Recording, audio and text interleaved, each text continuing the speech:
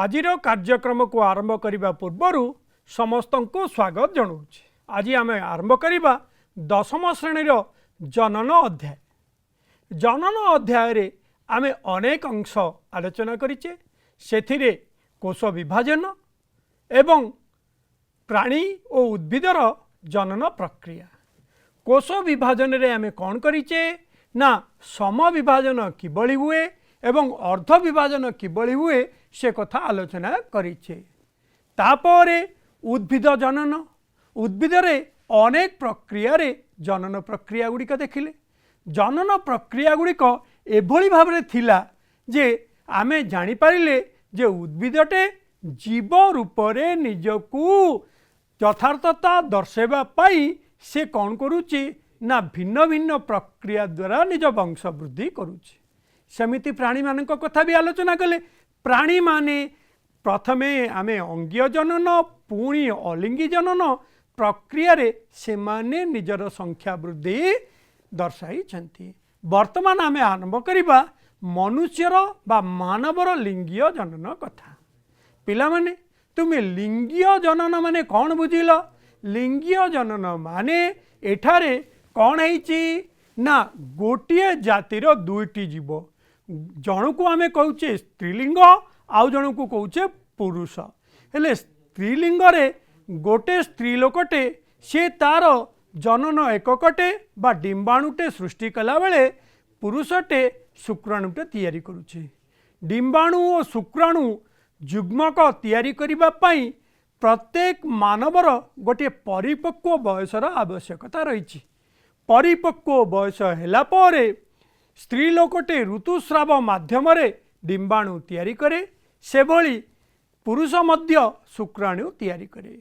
ए डिंबाणु और शुक्राणु दुईटी युग्मक मिलित हुअंती। जो मिलन प्रक्रिया को आमे समायन कहूचे। समायन पर युग्मक गुड़िक मिसी युग्मज तैयारी करती। से युग्मक कौन करे? युग्मजटी समविभाजन आपणई पुणी निजको संगठित करे। निज शरीरर गठन एवं निज शरीरर बुद्धि हेबा परे से परिपक्वता हासिल करी गोटे शावक सृष्टि करे। सेई शावक पुणी छोटरू बड़ हवा क्षमता हासिल करिथाए। वर्तमान आम देखिबा सेई पुरुषर लिंगीय जनन केमिति होउची। प्रथमे आमे पुरुष कथा चिंता करिबा। पुरुष जनन तंत्र। पुरुष जनन तंत्र रे अनेक अंश रही। से तार प्रजनन क्षमताटा को हासिल करिबा पाई ता देहरे रखी शुक्रमुणी, शुक्राशय जाको आमे मुस्क कहूचे, शुक्रवाही नली, मूत्रमार्ग इत्यादि एमाने नेकी से माने कौन करती ना गोटे शिशु तैयारी करिबारे साहाय्य करती। वर्तमान देखिबा पिले देख पुरुष जनन तंत्र रे कौन कौन रही। आमर रही कौन शुक्रमुणी।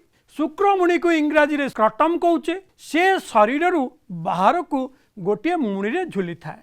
कहीं ना शरीर तापमात्रा जेतिकी अच्छी प्राय 2 डिग्री तापमात्रा कम रे से सबु बेले रही थाए। शरीर तापमात्रा जदि समान रहिबो ताहले शुक्राणु सेचन आरंभ हब। वर्तमान तुम चित्र रे देखि पारुच जे शुक्रमुणीटे केमिति रही। ता भितर रही शुक्राशय, ताकू इंग्राजी रे टेस्टिस कहूचे। टेस्टिस को लगी रही जो नली रही से शुक्रवाही नली बा वास डिफरेंसिया। ताकू सीधा सड़क मूत्राशय भीतर को जाऊँची। मूत्राशय भीतर मूत्र मार्ग द्वारा से बाहर को आसी।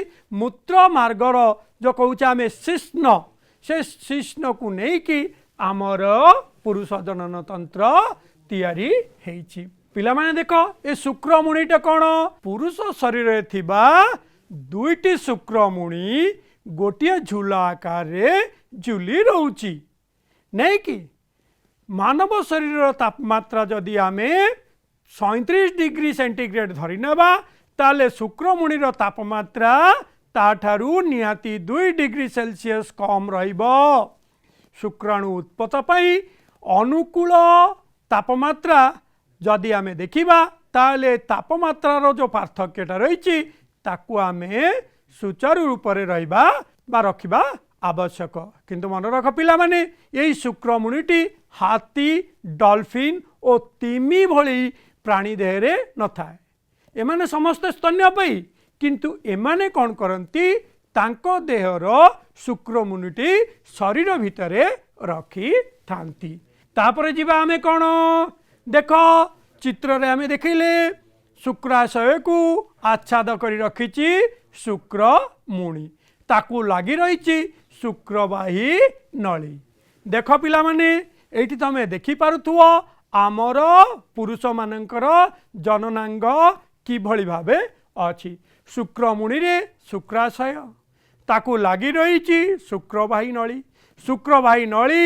मूत्राशय रे पहुँचिले सेथिरु बाहरी मूत्र मार्ग जाको आमे शिश्न आकार नामकरण करिचे शुक्राशय कौन देख पुरुष शरीर रे जो शुक्रमुणि भितरे शुक्राशय बा कौन रही मुस्क रही नहीं कि ए निदा गोलाकार पिंड गुड़िक सेमानंकर शरीर भितरे शुक्रजन नलिक सहित लगिकी कौन एमाने शुक्राणु बाहर करिथांती नहीं कि देख एमानक चारिपट कौन रही ना किछि टिश्यू रही टिश्यू रे लेडी कोष नामक एक पुरुष हार्मोन क्षरण करिबा पई गोटे प्रकार कौन आमर ग्रंथि रही जो ग्रंथि टेस्टोस्टेरोन नामक गोटे हार्मोन क्षरण होता है बुझीगला यार अधिच्छेद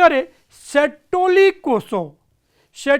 कोष गुड़िक कौन करती ना शुक्राणुर विकसित समय रे शुक्राणुर पूर्ण हवा पाई जेतिकी खाद्य दरकार ए सेटोली सेल बा कोष जोगई थाए तापरे देखिबा मनुष्यर शुक्राशय रे तमे देखिल जे आबद्ध शुक्रमुणि भितरे गोलाकार शुक्राशय ता भितर रही शुक्रवाही नलिका नहीं कि एवं आच्छादित जो अंश रही से लेडी कोष रही जो लेडी कोषरु आमर टेस्टोस्टेरोन नामक गोटे हार्मोन क्षरित होता है पिला माने देख शुक्राशय रे कौन कहला ना जनन अधिच्छेद मध्य मध्य केतेक स्थान रे अपेक्षाकृत बड़ विशेष धरणर पोषक कोष अवस्थित ताकू आमे कहले सेटोली नहीं कि सेमिति आउ गोटे कोष रही लेडी कोष से लेडी कोषरु टेस्टोस्टेरोन नामक हार्मोन क्षरण हला बेले सेटोली सेल पोषक जगई थाए तापर देखिबा आमे से सेटोली कोष कोठी रही देख जो अच्छी इंटरस्टिशियल सेल्स जाको कहूचे अंतःकोशीय फांक भितर ए सेटोली सेल थाए से भितर शुक्राणु कोष तार भिन्न भिन्न रूप प्राथमिक शुक्रकोश द्वितीयक शुक्रकोश एवं परिशेष रे शुक्राणु मध्य शुक्राशय भितर एमिति सजई होई रही थांती देख तापर दिबा आमे वास डिफरेंस कथा ये वास डिफरेंस कौन ये वास डिफरेंस है कौन ना शुक्राशय सहित आमर मूत्राशय को जोड़िबा गोटे नलिका बुझीगला देख गोटे शुक्रवाही नली बाहरी उदर गह्वर मध्य प्रवेश करे कहीं शुक्रमुणि दीटा बाहर रही ताकू शरीर भीतर को ये संपर्क स्थापन करे दुई पटर नली मूत्राशयर मूत्र नली सहित मिसी मूत्र मार्ग तैयारी करती ताले मूत्र मार्गटी कौन ना मूत्र मार्ग होची उभय शुक्र रस जाकू सीमेन कहचे एवं मूत्र को बाहर को निक्षेप करने एक रास्ता यही मूत्र मार्ग दे शिशुर अग्रभाग रंध देख शिश्न कहवा से मन रक्त शिश्न अग्रभाग रंध्र माध्यम शरीर बाहर को बाहरी थाए कौन बाहरे ना शुक्र रस बाहर आवश्यक स्थल एवं प्रत्येक समय मूत्र मध्य से बाहरी थाए तापर देख पिला माने एठी गोटे शुक्राशयर केमिति लागिची अन्यान्य अंश गुड़िक शुक्राशय सहित आमर एपिडाइडमिस लागिची नहीं कि आगुर लगी सेमिनिफेरस ट्यूबुल्स ए सेमिनिफेरस ट्यूबुल्स गुड़िक कौन करती ना एपिडाइडमिस माध्यम शुक्रवाही नली भाषा डिफरेंस तैयारी करती सी नहीं कि मूत्राशय रे आमर शुक्र रस गुड़िक छाड़ी थाए।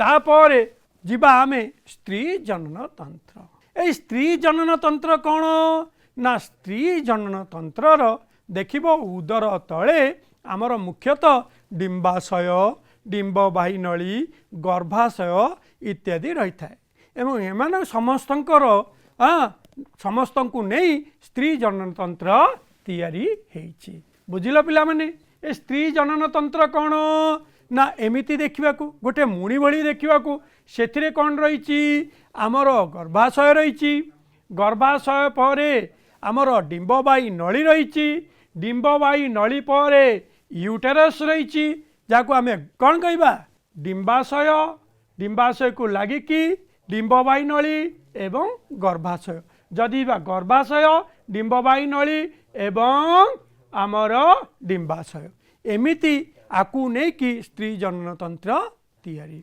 बुझिल पिला माने तापर जीवा आमे स्त्री जनन तंत्र केमिति देखा देख दुई पट दुईटी डिंबाशय अच्छी दुईटी डिंबाशय तो लगिकी आमर डिंबवाही नली रही जहाँ को आम फनेल आकार दौचे सेटा हूँ गोटे फनेल कहवा एवं नलीटा को फेलोपियन ट्यूब कहवा नहीं कि उड़िया रे आमे डिंबवाही नली कहूचे दुईटी फेलोपियन ट्यूब को मिसिकी आमर गर्भाशय तैयारी होउची जेउठिकी जुग्मजटे शिशु रूप सृष्टि होउची। तापर देखिबा डिंबाशय देख उदर गह्वर निम्न अंश रे एको जोड़ा डिंबाशय रही डिंबाशयर जायक अधिच्छदरु डिंबाणु उत्पन्न होउची एथि सहित डिंबाशयरु इस्ट्रोजेन और प्रोजेस्टेरोन नामक दुईटी फीमेल हार्मोन बा स्त्री हार्मोन क्षरण होउची। युव क्रांति पर परिपक्व अवस्था धारण को आम युव क्रांति कहूचे प्रति मासरे गोटे डिंबाणु मासे कहबानी प्राय 28 दिन धरा जाए डिंबाणुटे पूर्ण विकसित होई डिंबाशय बाहरी डिंबवाही नली मध्य प्रवेश करे। बुझीगला सेमिति प्रत्येक स्त्रीर ऋतुस्राव एमिति होता है। तापर जीवा कौन आम डिंबाशयर देख चित्र को देखिले तमें जापर कौन कौन अच्छी से अच्छी दुईटी देख उदर गह्वर निम्न अंशर मेरुदंडर उभय पार्श्वर वृक्क सहित रहीकि आमर रही डिंबाशय यार दैर्घ्य 1.5 रु 3 सेंटीमीटर एवं प्रस्थ 8 मिलीमीटर डिंबाशय बाह्य आवरण थिबा जायक बा जनन अधिच्छदरु कौन डिंबाणुटे सृष्टि हुए डिंबाशयर बाह्य आवरण बुझीगला जर्मिनल एपिथेलियम कहूचे से ये कौन तैयारी होउची ना डिंबाणुटे तैयारी हेउची। वर्तमान देखिबा पिले डिंबाणुर विकास एक प्राथमिक फॉलिकल भाव में आरंभ हुए मुझे एपिथेलियम रू प्राइमरी फॉलिकल तैयारी हुए परवर्ती समय रे यार वृद्धि घटी गोटे ग्राफियन फॉलिकल तैयारी हुए एवं एथिरे परिपक्व डिंबाणु थाए डिंबाणुर निजस्व प्लाज्मा झिली चारिपट कौन करिछि ना किछि फॉलिकल द्वारा घेरी रही यही आवरण को आमे कोरोना रेडियाटा कहूचे। डिंबोच्छग पर बा डिंब निषग होगला पर ग्राफियन फॉलिकल जगार कौन आउ ग्राफियन फॉलिकल रही सी तैयारी करिबो कॉर्पस ल्यूटियम ग्राफियन फॉलिकल रु डिंब बाहरिला कॉर्पस ल्यूटियम तैयारी हला कॉर्पस ल्यूटियम गोटे अंतस्रावी ग्रंथि भाव में प्रोजेस्टेरोन नामक गोटे स्त्री हार्मोन तैयारी करे एवं यही स्त्री हार्मोन गर्भावस्था को बजाई रखिबारे सहायक होता है। देख पिला माने एठी आमे कौन देखिले ना एटा हैला आमर डिंबाशय डिंबाशय रे केमितिया अधिच्छद अच्छी अधिच्छद गुड़िक देख अधिच्छदीय कोष गुड़िक अच्छी उपरे सेथिरु धीरे धीरे वृद्धि प्राप्त होइकि ग्राफियन फॉलिकल तैयारी कला ग्राफियन फॉलिकल रे परिपक्व डिंबाणुटे से बाहर को बाहरला परे कॉर्पस ल्यूटियम रे परिणत हैला। पिला माने ये जो डिंबाशय कथा देखिल डिंबाशय हाँ जर्मिनाल एपिथेलियल बा फॉलिकल सेल जहाँ कहले से वृद्धि प्राप्त हो ग्राफियन फॉलिकल तैयारी कले। एटा ग्राफियन माने रेग्नर डी ग्राफ नामक जड़े वैज्ञानिक आविष्कार करने जो तांको ना अनुसार ग्राफियन है। ए ग्राफियन फॉलिकल रु डिंबटे झरिबा परे से कर्पस ल्यूटियम हो जाए एवं परिशेष सी कौन तार नष्ट बा अदृश्य हो जाए। तापर देख पिला माने डिंबवाही नली स्त्री शरीर रे एक जोड़ा डिंबवाही नली रही कहीपर कौन या कहते फेलोपियन ट्यूब। ये डिंबवाही नली हूँ एभली एक जगह जो कि पुंग युग्मक और स्त्री युग्मकर मिलन होता है जो कि युग्मज तैयारी हुए। यार लंब प्राय 10 रु 12 सेंटीमीटर। दुईटी डिंबवाही नली दुई पट जाइछि। डिंबाशय को पटकु थिबा डिंबवाही नलीर मुह काली सदृश तमे देखिल जमती काली भली से डिंबाशय को घेरी रही। अन्य पटिरे यह जरायु बा गर्भाशय रे खोली थाए। साधारणतः यही नलीगुड़िक मध्य डिंबाणु शुक्राणुर समायन होता है सेतिपाई आकु कहती समायनर स्थान। युग्मज एबे गर्भाशय रे प्रवेश करिबा पई डिंबवाही नली साहाय्य दरकार। डिंबवाही नली द्वारा से गर्भाशय बा जरायु रे प्रवेश करि थाए। देख पिला माने तमे देखिल जे डिंबवाही नली डिंबाणु को केमिति घेरी रही। दुईटी डिंबवाही नली नहीं कि बाम और डाहण एमिति भाव में बाहरी कौटू बाहरी जरायु बाहरी किंतु डिंबाणु को लगी बा डिंबाणु पाखरे से फनेल आकार रे पूरा ओपन बा खोला ही रही। जेते बळे डिंबाणु ग्राफियन फॉलिकलटे डिंब को निसर्ग करे सेते बळे ये फेलोपियन ट्यूब पूरा खोलाई कि रही जो धीरे धीरे धीरे धीरे भासी भासी सी आसी डिंबवाही नलीर फनेल भितरे प्रवेश करे एवं डिंबवाही नली मध्य को जाई सेठी से शुक्राणु पई अपेक्षा रहित थाए। देख तापर देखिबा आमे गर्भाशय पिला माने ये हला आम इंग्राजी रो यूटरस एक फंपा एवं पेशी बहुल अंग आमर उदर तले तल पेट जगार रही था। यार लंब प्राय 7.5 सेंटीमीटर एवं चौड़ा 5 सेंटीमीटर। बुझिल परिपक्व हला परे एमाने गर्भधारण क्षमता हासिल करती। यार उदर गौर निम्न भागरे ठीक मूत्राशय पछकू रही। गर्भाशय आगपट चौड़ा थिला बेले पछपटकू यह नलिया यही नलिया अंश को जरायु ग्रीवा बा सर्विक्स कहती। गर्भाशयर ग्रीवा कौन बाहर को खोला होता है। पिला माने ये गर्भाशय प्रत्येक मुहूर्त गर्भधारण क्षमता रखिबा पई से निजको प्रस्तुत करे।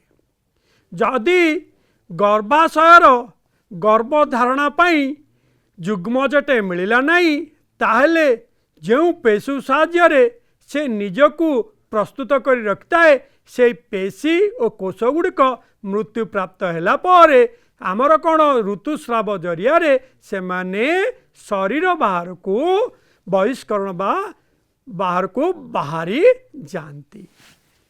तापर देखिबा देख गर्भाशयर लंब चौड़ा कथा कहले फंपा पेशी बहुल चित्र को टिके देख तमे से पेशी गुड़िक केमिति रही। डिंबवाही नली आसिकी जरायु सहित केमिति लगी। जरायु मध्य जो दुईटा फांक रही जहाद्वारा डिंबवाही माली सहित संपृक्त रही ताकू आमे इस्तमस कहवा। यही इस्तमस साहाय्य जरायु और डिंबवाही नली कौन संपृक्त रही थांती।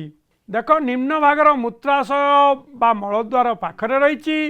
गर्भाशयर आगपट देख वाई भलिया चौड़ा एवं पछपट को नलिया बुझीगला। ये नलिया अंश को आमे सर्भिक्स बा जरायु ग्रीवा बोली कहूचे।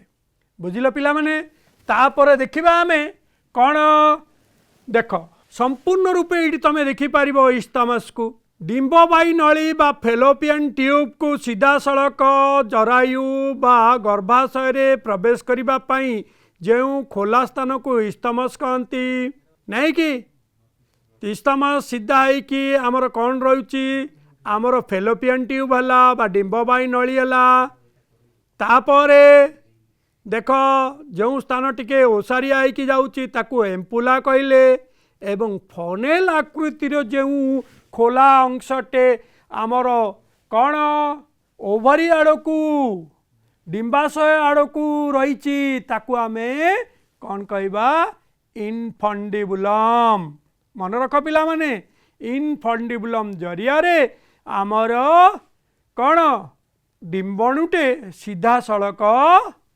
फेलोपियन ट्यूब बा डिंबवायु नली आड़कू गति करि थाए एवं परिशेष रे से जरायु को जाई सेठी गर्भधारण करने जोगु जरायु को गर्भाशय मध्य कहती किंतु जरायु मध्य रे केबे भी आमर कौन समायन हुए नहीं समायन आमर डिंबवायु नली रे हेला बेले जरायु रे गर्भधारण क्षमता थाए।